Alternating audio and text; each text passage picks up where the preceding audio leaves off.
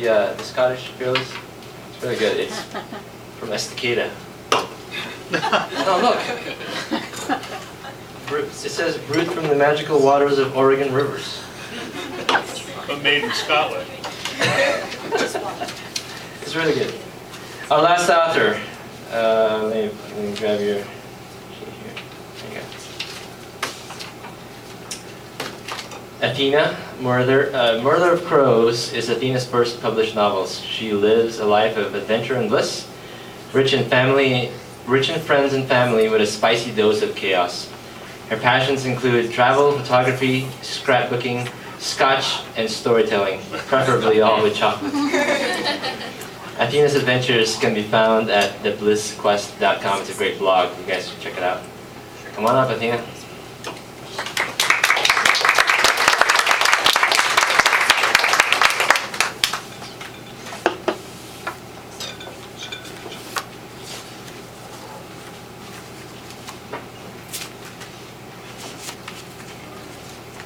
Can you hear me? All right. So my name's Athena. I don't have a last name. I'm one of those mononym people.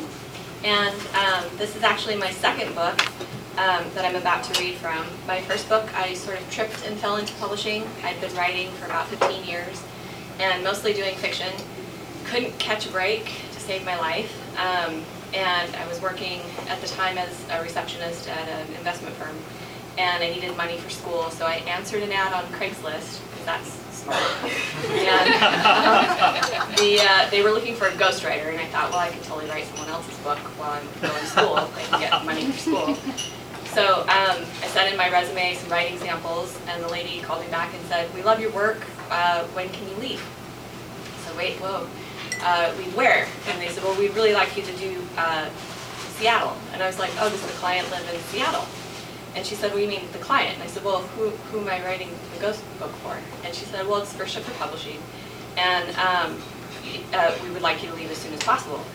And I was really confused because I thought I was writing someone else's book. And I said, can you tell me a little bit about sort of what you're interested in? She said, well, we'd really like a book on ghosts and the legends. And I was like, oh, ghost writer. She said, is that a problem? And I was like, no, I love ghosts. Ghosts are awesome.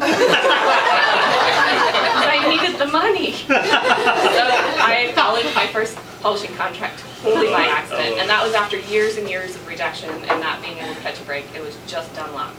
So after I did Ghosts of Seattle, I went up to Seattle and I rented out the basement of a frat house for the summer, which was really gross.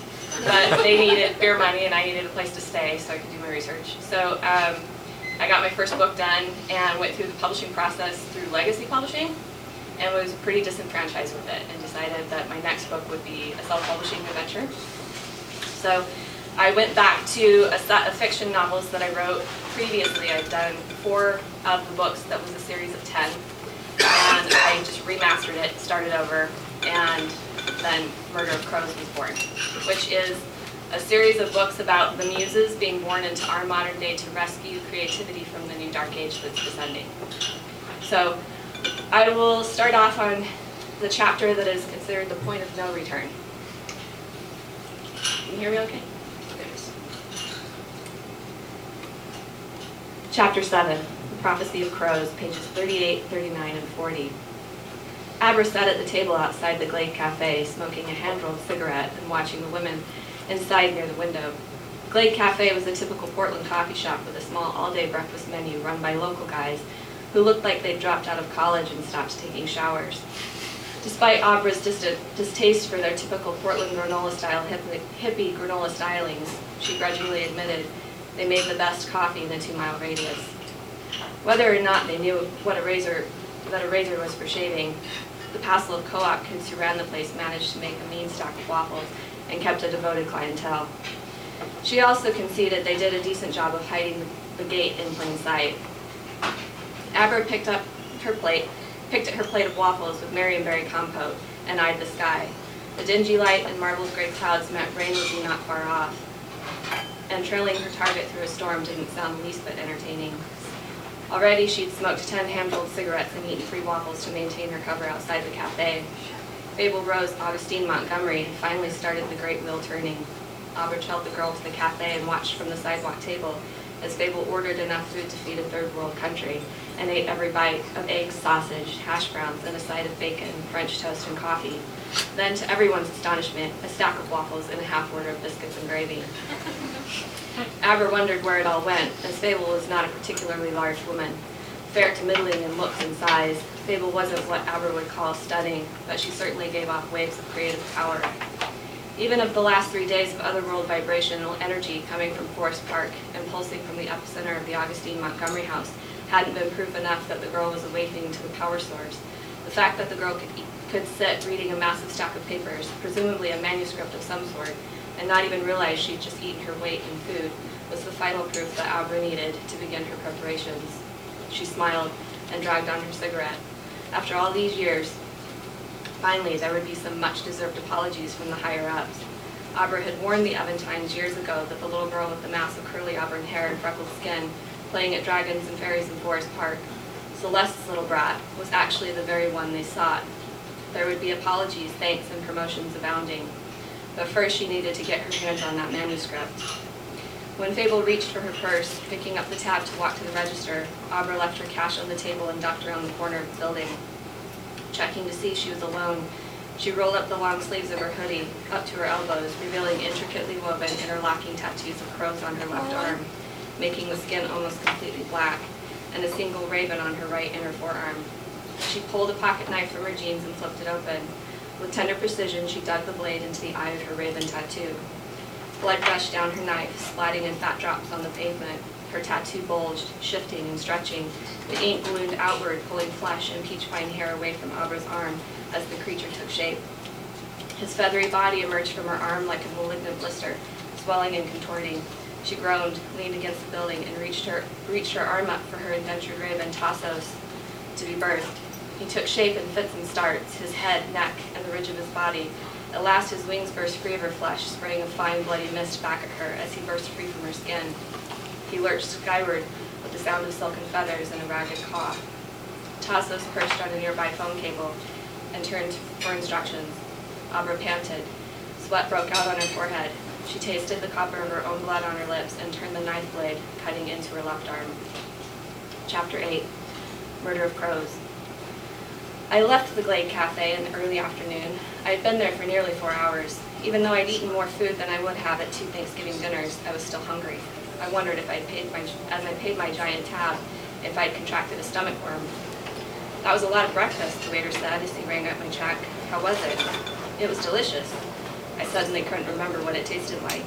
My Aunt Celeste mentioned this place a while back to me and said I should check it out. She liked coming here to write. Earl Grey with cream and sugar, right? He asked. Yeah, that's her, I said. A wave of loss washed over me. I'm Gabe, he offered his hand. Fable. I hope we get to see you around more, Fable. Oh, I'll be coming back and telling my friends about you too. Please do. For the first time, I noticed his long, dirty blonde dreadlocks pulled back in a ponytail, emphasized his alabaster skin and angular, beautiful features, whiskey-colored eyes and slender limbs. Brought to mind the sudden hallucinogenic idea that he was not a human at all, but a cleverly disguised as a cafe owner with fluid grace and flawless beauty, he must indeed be a fairy king or some other otherworldly creature. Would you like your card back? He asked with a smile that seemed to include slightly pointier teeth than before. I hesitated, my brain somersaulting between fiction and reality, knowing I was a woman in a cafe in Portland, and yet feeling like I was also simultaneously standing on mystical alien turf. You okay? He asked. I blinked and took the card from his fingers, which seemed too long and slender to be real. Yeah, thanks. You have a good day then. It was nice to meet you. Had he really been waiting on my table for 4 hours and I never noticed? I blinked again. He turned away with an odd look over his shoulder, and just as quickly he seemed perfectly human again. Strangely beautiful, but human anyway. I shook my head, gathered up my purse, and the stack of papers I'd brought to read. I'd printed out the pages created on my laptop in the last 3 days, and the printout came to a staggering 240 pages. I couldn't believe it. The worst part was I barely remembered it. It was like a fuzzy dream or an opium haze. Maybe that's why the waiter seemed so unreal, I thought. I'm sleep deprived. Just to prove it, I glanced at him one more time as I walked out the door. He was already helping another table, his back turned. Leaving the cafe gave me the strange sensation that I was parting with an old friend. Stepping out onto the sidewalk, several drops of rain speckled the pavement. I gripped the loose manuscript to my chest, wishing I'd thought to put it in a backpack before leaving the house. It was only 10 blocks home, so I started the speed walk, determined to get back before the full rain began. As I was about to round the corner of the building, a voice behind me shouted, "Miss, you forgot your sweater." Everything happened at once. Chaos. From around the corner of the building, a flock of crows burst outward like black and crimson cannon confetti. They swooped in a mass toward the road. Then, as if by some practiced carnival trick, they veered in unison like a deadly cloud directly toward me.